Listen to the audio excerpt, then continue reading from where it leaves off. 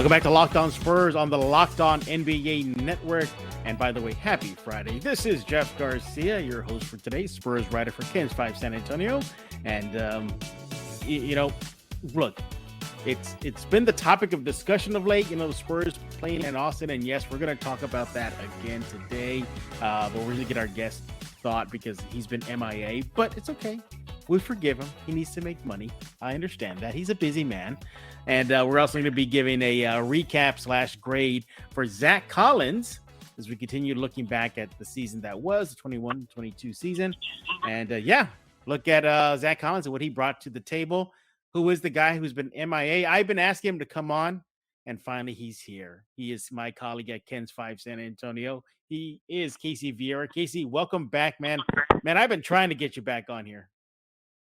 Yeah, City of San Antonio, these elections, man. for my other line of work that I do, my goodness, taking my soul out of me that I'm slowly getting back. Oh yeah, man. I can imagine. I mean, you're burning the candles at both ends. You got the Ken's job, and you got your other job, and I get it. Well, look, I'm just glad you're here. Finally, I would much rather be on Locked On Spurs. Have been on Locked On Spurs over the past 2 weeks than doing some of the things I had to do. Remember we used to come like multiple times during the week? Oh man, unemployment life during the pandemic, man. That was fun times, but I'm glad you're gainfully employed now. I was on way too much those days. Nah, it was all good. Fans do ask about, hey, where's Casey been? So here he is, everybody. He's going to be giving you his thoughts on Zach Collins, and make sure to follow him on Twitter at Casey_Viera. Casey, you're back. Let's get right to work right here on Los. We're starting little by little in the offseason, looking back at some of the player performances, grading them. And today it's Zach Collins after a long absence due to leg injuries. He came back last season. Spurs fans thought like, hey, take a flyer on him, see what happens. But slowly but surely, he became a thing where, Spurs were like, okay, he's okay, but is he really the answer? Before we dive into the numbers and what he brought to the table, your thoughts on Collins' play last season? Are you giving him kind of a pass because he is coming back from a major injury? What were your thoughts about him? I think largely I kind of gave him a pass, considering it'd been basically 2 years since he played. Yeah. It's hard for me to really be overly critical of a guy who hasn't played in that long, and when he shows moments of vulnerability and rust and things like that, a lot of it's just inevitable because he hasn't seen the floor. He hasn't been healthy, hasn't been around. So for me to take an overly critical stance on it probably would be a little bit off. But I mean, largely from what you saw, it was okay. I think it was about par for the course, what we expected. I don't think anybody expected him to come here and set the world on fire. I don't think people expected him to come here and be the worst thing to the game of basketball. But it was just it was what he was. He was what he was. He was productive in spurts. When it felt like when he first got here, those first few games, he looked real good. But then I think kind of just inevitable, your body's going to get a little fatigued, especially when you haven't played in 2 years. But I think largely for the most part, if you had reasonable expectations, I think he met them. Yeah, I'm right there with you. I'm going to give him a pass, all things considered. But the Spurs, when they signed him, I was like, all right, more to gain than to lose. He was a top 10 pick, wasn't he, in his draft class? He was he was 10. Yeah. His draft 10. By the way, I had a chance to speak with him way back when, right the day before he got picked by Portland. And he mentioned to me that he knew his Spurs history. He mentioned to me that it was criminal that Tim Duncan never got the DPOI award, Defensive Player of the Year award.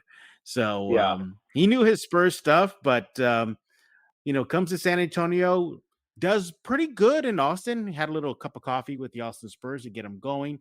Comes to San Antonio and some Spurs fans, not all, but some, are like, okay, he is the guy. He is this stretch big that the Spurs desperately need. We love you, Yaka, but you're just not that. Here he is, and he showed somewhat of that. But at the end of the day, though, I think Collins still is not the answer for what the Spurs desperately need, a stretch big. Yeah, I agree. I agree. What's your definition of answer here? Like a long-term answer or like a solid rotational guy? I think they need a long-term answer. I mean, because that rotation, that rotational guy isn't going to cut it. Look, Jakob, he's great. There's no denying what he brings to the table. We know it. But still he lacks that. He can't even create his own shot, let alone not even a midi. But with Zach Collins, you still want to give him a chance. You still go, maybe he can be that. He only played like 29 games last year in San Antonio. Took 42 3 shots, made 14 of them, about 33% from the field.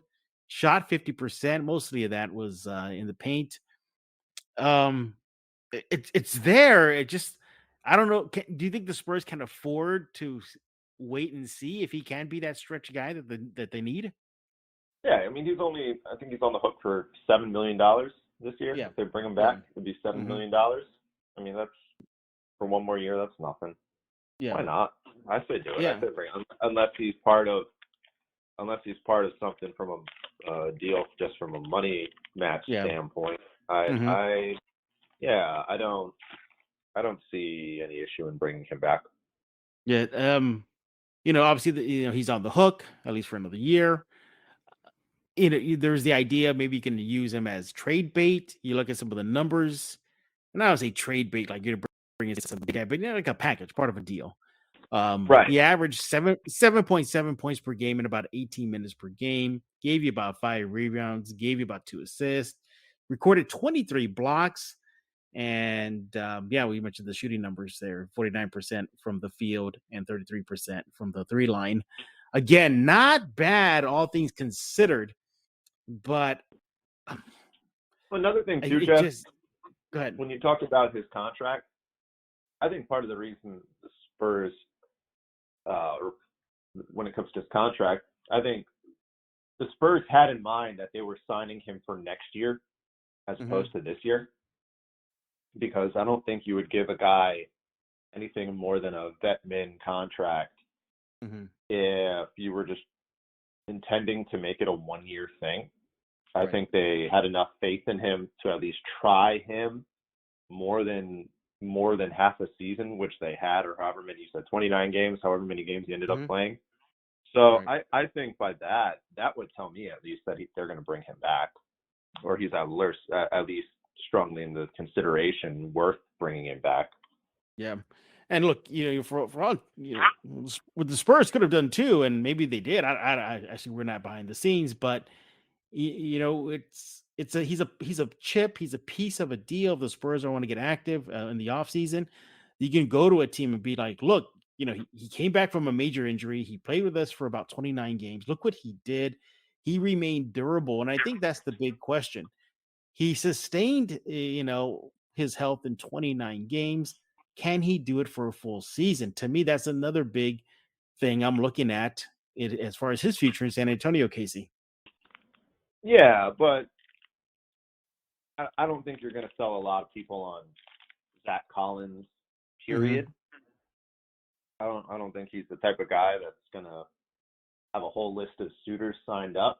So I don't think that's necessarily a concern for them showcasing him. I think it's less of a showcasing standpoint, but more so finding out if there's anything there kind of standpoint for me.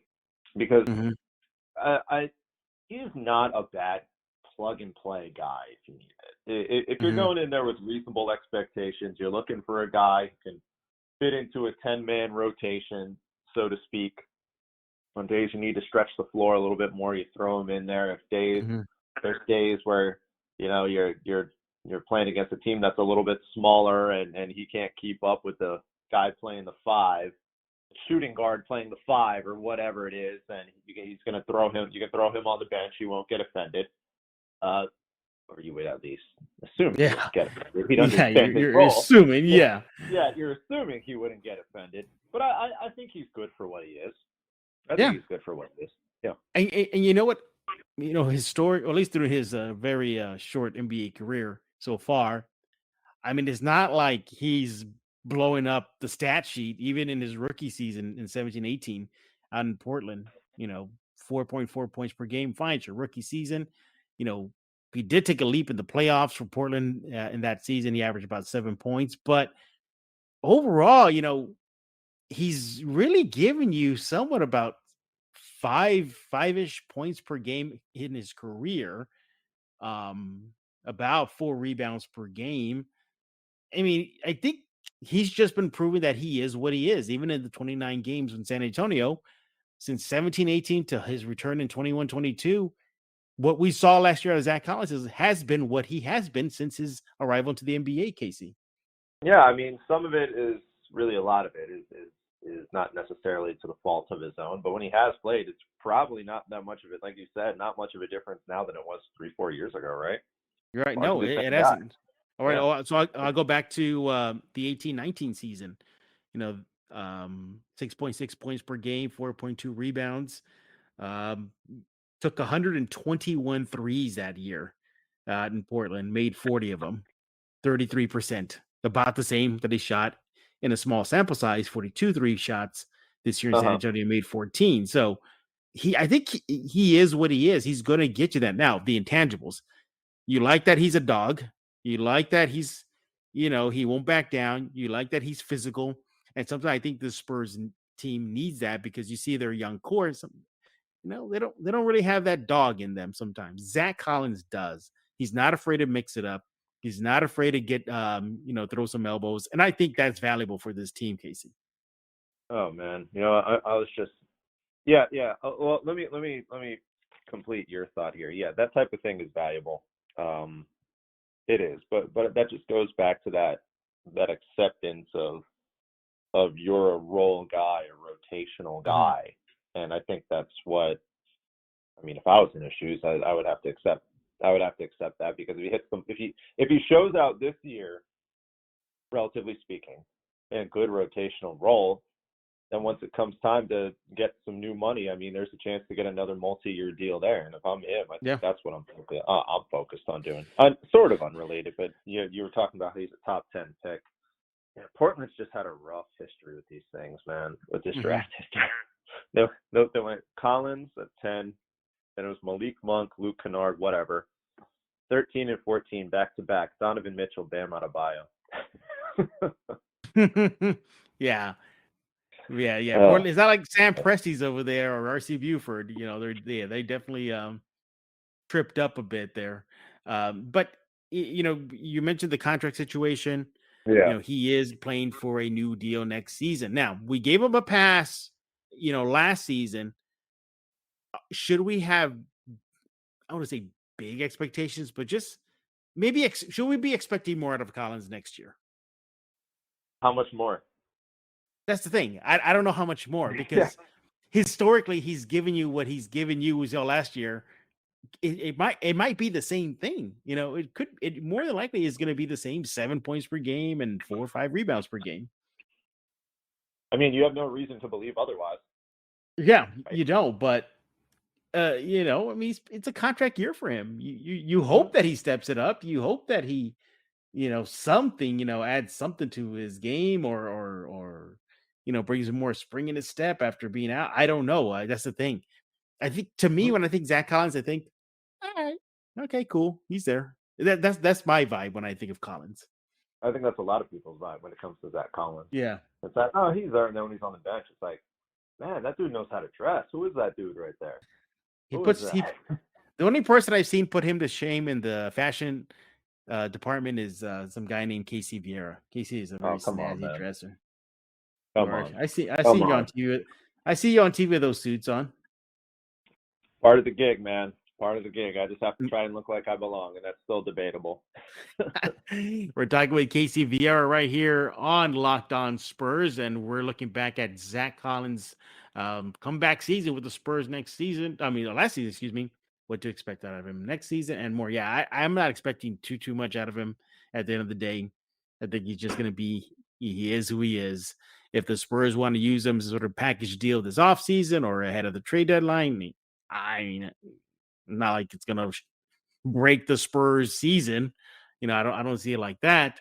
But yeah, you look at that, but you still look at that Spurs big man department right now as it stands. It's Jakob and Zach and Jock. Outside of Jakob, it still needs some work, doesn't it? You'd operate under the assumption that you would at least have rookie X, Y, or Z coming in to at least fill somewhere in that gap. But yeah, hey, listen, somebody's got to play that 5 spot. Yeah, somebody's got. The Spurs are entitled to bring him back if they want him. Yeah, Somebody's maybe Casey, right? you'll work your magic, and we'll see Miles Turner in the Spurs uniform next year. That'd be fun. Honestly, man, I don't know how I feel about Miles Turner. I really don't, because that guy's on the trade market every single year. He even said it himself. Didn't he say, like, paraphrasing here? Didn't he say something like, "I'm used to it. Like, literally, this is every year my name's on the trade market." But he can't stay healthy. I mean, he's a good player. I mean, he's a good ball player. He blocks shots. He can stretch the floor. Relatively athletic, but he can't stay healthy. And he's got some big money to him. I don't know if I want him. Oh yeah. Yeah, I would like. I think he'd be a nice fit in San Antonio. But also too, he's a fellow geek and nerd. I mean, he is an uber nerd. So there's that. His TikTok is fantastic. Yes, it is. Yes, I mean, he shows off his Lego creations. I think that's awesome. Yeah, he's like, that's the main reason. Oh, don't play around. That's the main reason you want. You have somebody you can. You have an easy and relatable source of content for you, man. Well, here's the thing. Can you imagine every post-game conference with me and him, like Spurs, destroy the Bucks or the Suns, and he has a quad dub. So when's your next Lego project, Miles Turner? That'd be, and that's Jeff's question. All right, but Spurs PR would never let you talk on the Zoom again. But no, circling back to the Spurs big situation. Yeah, it's still, it's just not there yet. Jakob, as great as he is defensively, and the intangibles, the pick and rolls, it's just overall, I think that really needs to be addressed in the offseason. Whether Zach Collins factors into that, we'll see, but hey, he's not on the hook for a lot of money. Technically, expiring contract could be packaged. Maybe that's Zach Collins' best contribution to the Spurs if he nets them another draft pick in the upcoming draft, or a future pick, or a young player to add to the mesh. But all right, it's going to give out a grade now. What grade would you give Zach Collins' season for San Antonio?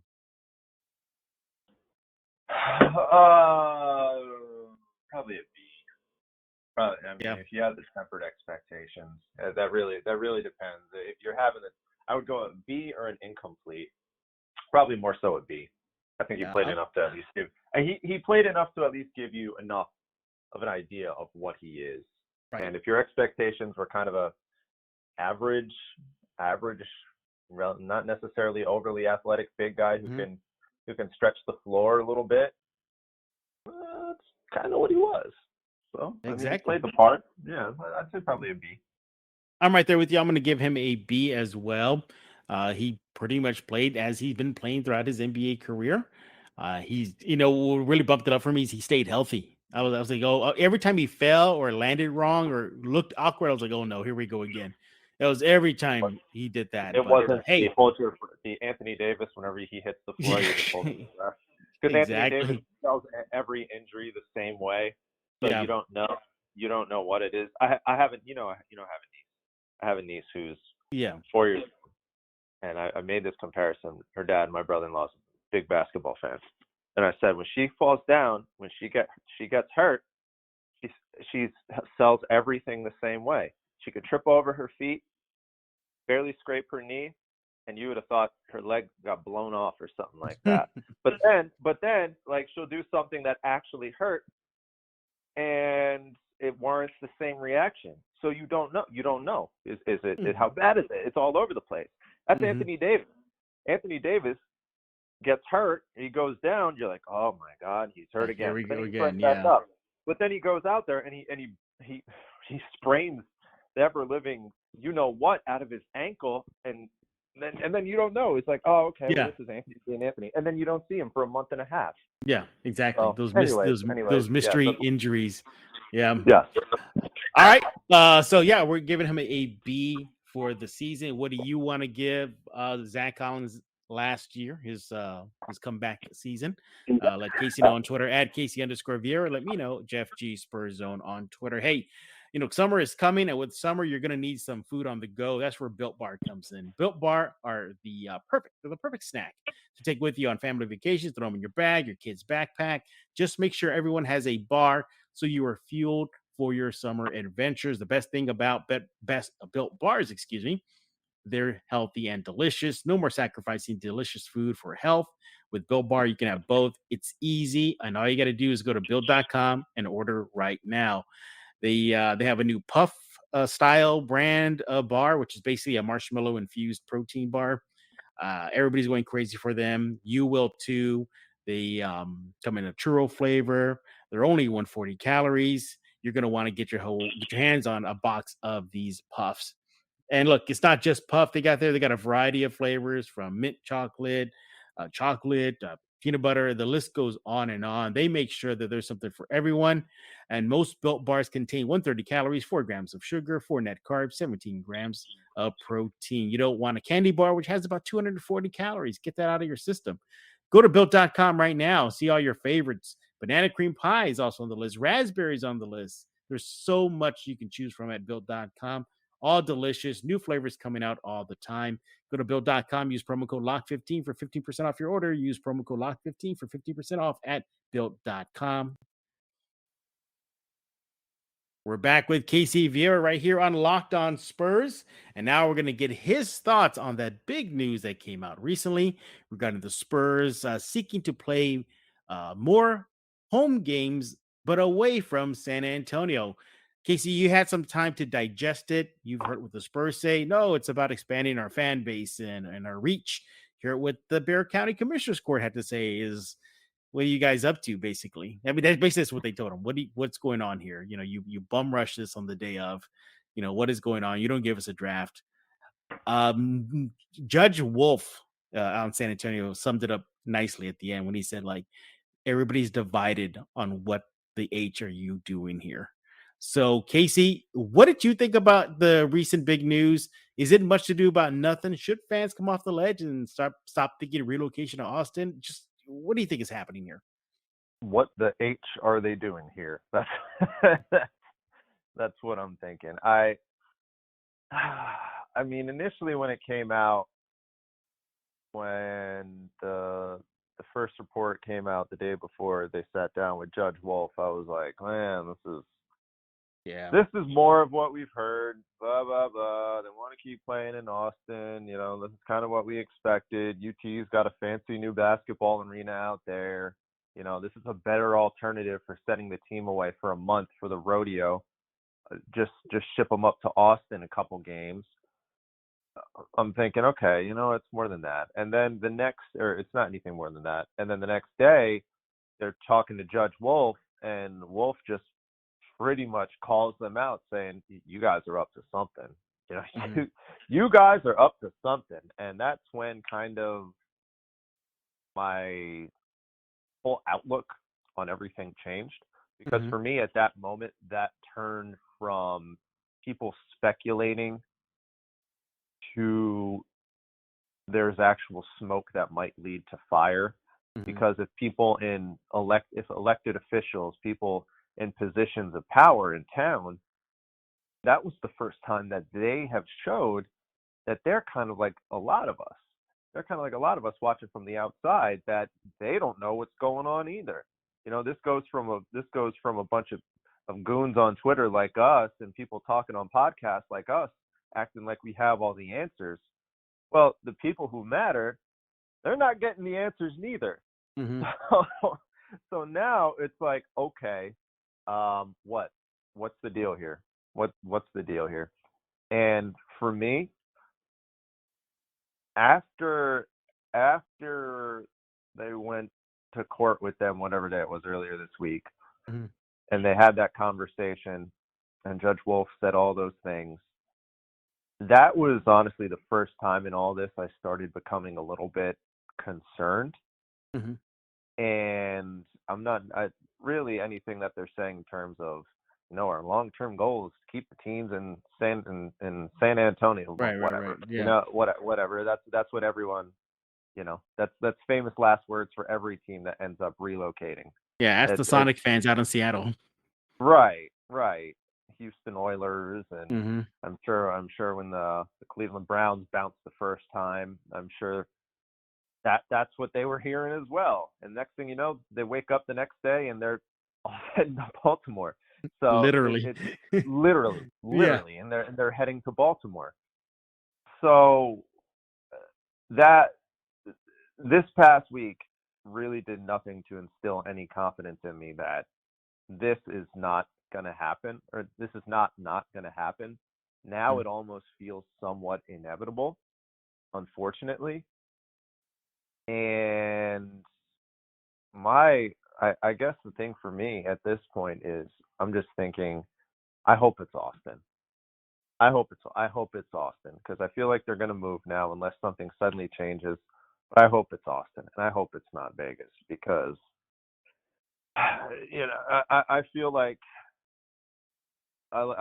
for this Central Texas community and then the Spurs diehards over here, this has kind of been the lifeblood of definitely San Antonio, but for a Sure. lot of people here. And you think about the impact that, like, this is their team. This is lifeblood. This is DNA. And thinking about you're taking all that and shipping it away. I think if they move up the road an hour to Austin, you might annoy the San Antonians who, for whatever reason, have to have some kind of beef with the city of Austin, unnecessary beef with about everything Austin. It's just like, everybody get along, But I think largely, for the most part, you're not going to lose your fan base if they go all the way to Vegas. And I mean, that's not ideal. Yeah. That's not ideal. Well, But two of their anyways, properties already left out there. I mean, the Stars and the Rampage. no, but I honestly, I don't look too much into that, because those were not at the level. I was going to say not pro for WNBA is obviously pro franchise, but minor league hockey and the WNBA not involved with the mass money that goes along with Dell. Mm. I think if it does happen, I think it's Austin. I think it's Austin. I do. Yeah. Glass half full approach, though. There's that. Yeah. Yeah. A couple things before we start putting a wrap on this episode of Locked On Spurs.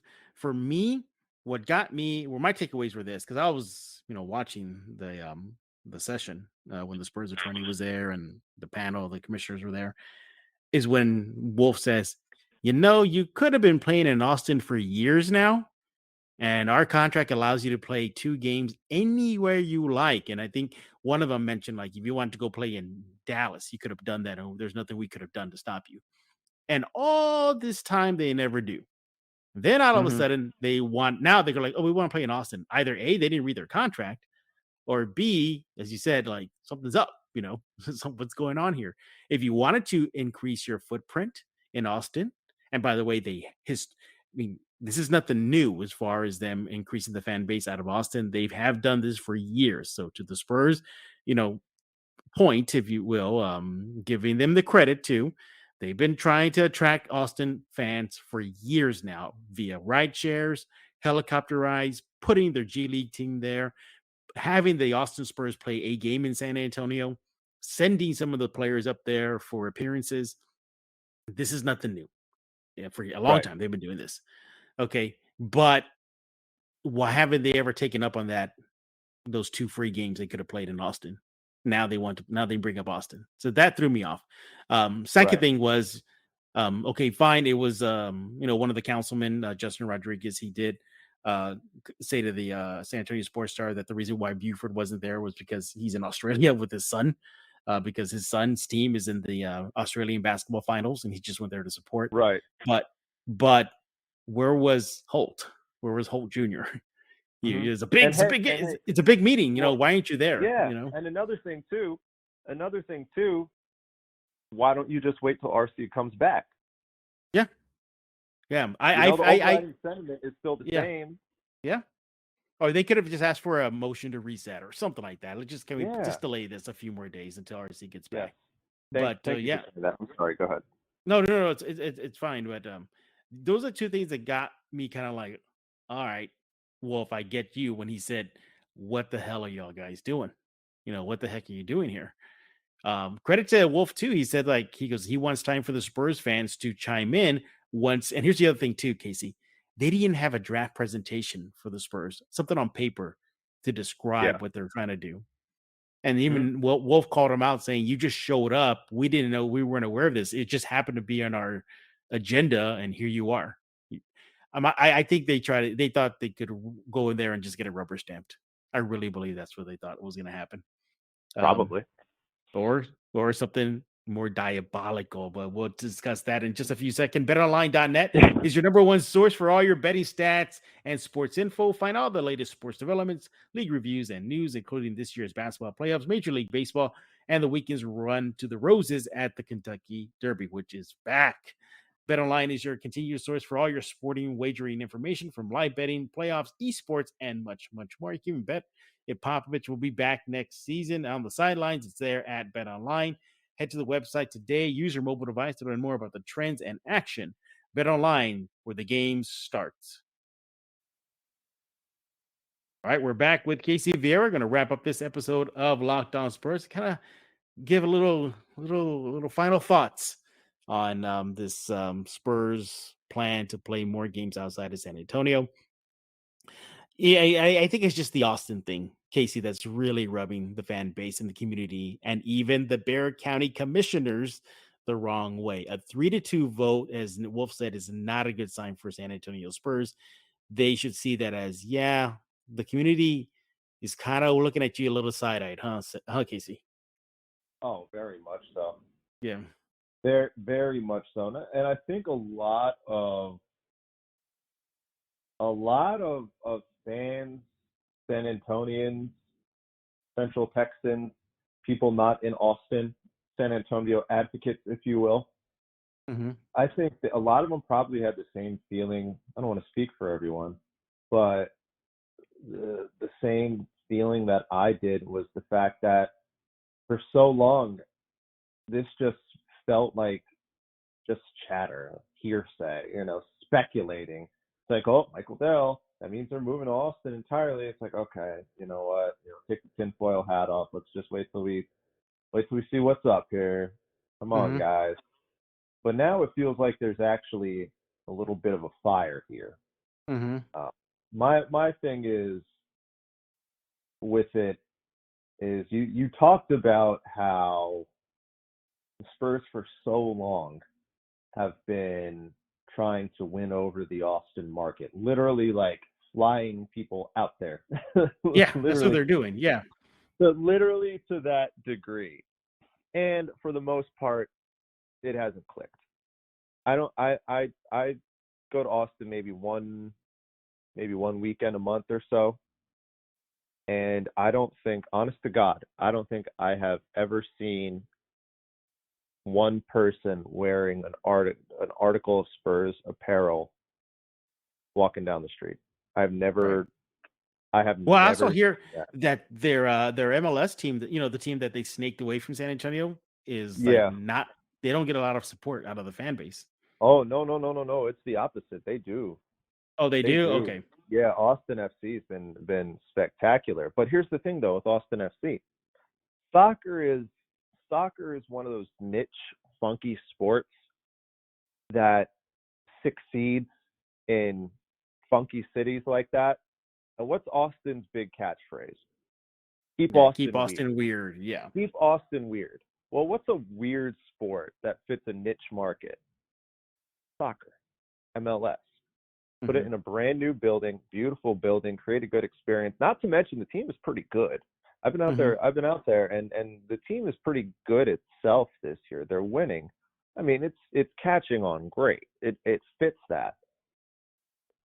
Basketball, the NBA, there has been no indication whatsoever that it's going to click in that market. People are like, oh, it's a big technological boom, all that stuff. You know, it worked in San Francisco. And I'm like, you have the Golden State Warriors since the beginning of time. Yeah, they're in Oakland, but we've seen pro sports markets succeed in San Francisco.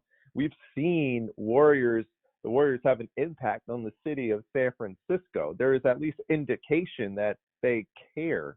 There is no indication that the city of Austin cares. Now, these two games happen and something changes and you start seeing things come a little more visible. Okay. I think that there's now you start talking a little bit about them building off of this. For me, I think what it comes down to, and what's the AT&T Center lease? 32, 33? Right? Ends in 32. End of 32. Yeah. By the time 10 years rolls around from now, assuming whatever legalities that Spurs may or may not break, but if they were to leave the AT&T Center, but that's beyond my rate of pay. What is, for Michael Dell, what is the bigger endeavor, I guess, so to speak, the more profitable endeavor is building a new arena to attract fans in a more desirable area, San Antonio, downtown, Hemisphere area, where you already have the fan base, or build a new arena in a suburbia of Austin, probably it would be in a suburbia of Austin. Yep. And try to build a whole new fan base that you have no indication that's been there so far. And forgive me if you're listening from Austin, and maybe I'm being naive. You're a Spurs fan in Austin.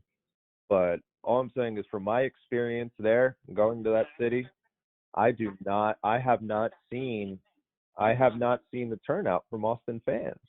Yeah, you go to Austin Spurs games. Yeah, it's practically empty. That HB Center is practically empty. Yeah, it's empty. It is. There's nobody there.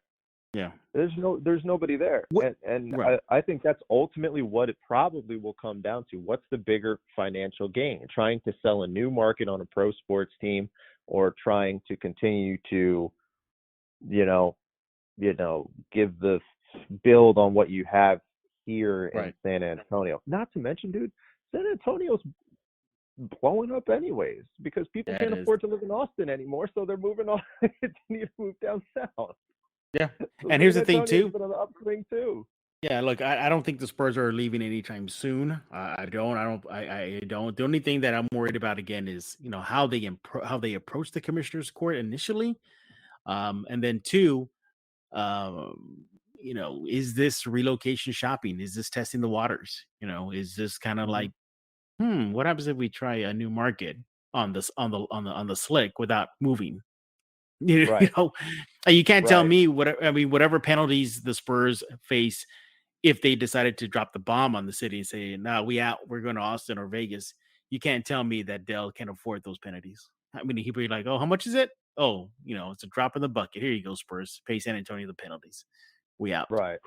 So, Right. It also doesn't help too where the Spurs are located right now, their arena, because put a relocation and all this scariness aside, which again, I don't think it's much to do about anything. I think the Spurs are just looking for that fan base. I spoke to a Spurs rep personally on the phone. He told me, no, it's not just the target of Austin. It's Austin, but everybody else in between: Comfort, Bernie, New Braunfels, Gonzales, Laredo, all the way down to Mexico City. That they want to dominate that corridor. So, okay, fine. I don't think relocation is on the table, but it is something to watch out for. And I tell you this much, they're going to be starting to ask either for renovations or a new arena, and I think that might blow up everything too if that happens from San Antonio. I mean, by the time the 10 years comes around, the AT&T Center will be 30 years old. Yeah, be 30 years old. It's due. Yeah, it's due. Yeah. It's due. All right, we're done talking. We want to hear from you. What do you think about the grade we gave Zach Collins for his comeback season? We gave him a B. Agree, disagree? Let Casey know on Twitter at Casey_Viera. Let me know at Jeff G Spurs Zone.